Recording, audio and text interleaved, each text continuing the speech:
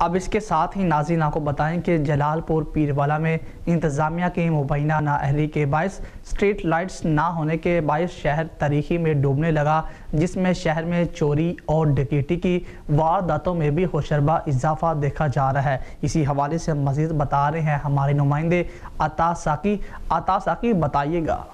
جی اس وقت میں موجود ہوں جلال پور پیروالا میں شہر بھر میں اسٹریٹ لائٹ نہ ہونے کی وجہ سے رات ہوتے ہی شہر تاریکیوں میں ڈوب جاتے ہیں، جس کی وجہ سے چوری ڈکیتیوں کی وارداتوں میں اضافہ ہو چکا ہے۔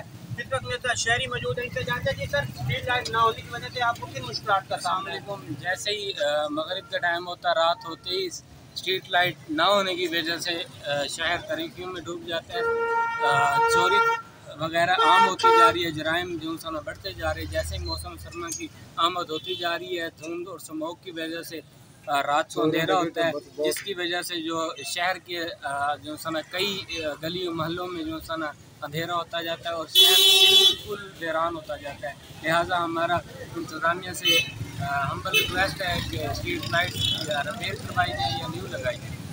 جی جیسا کہ آپ نے شہری کے تاثرات سنے، شہریوں کی جانب سے انتظامیہ سے مطالبہ کیا جا رہا ہے کہ شہر بھر میں اسٹریٹ لائٹس لگوائی جائیں تاکہ شہری مشکلات سے بچ سکیں۔ جی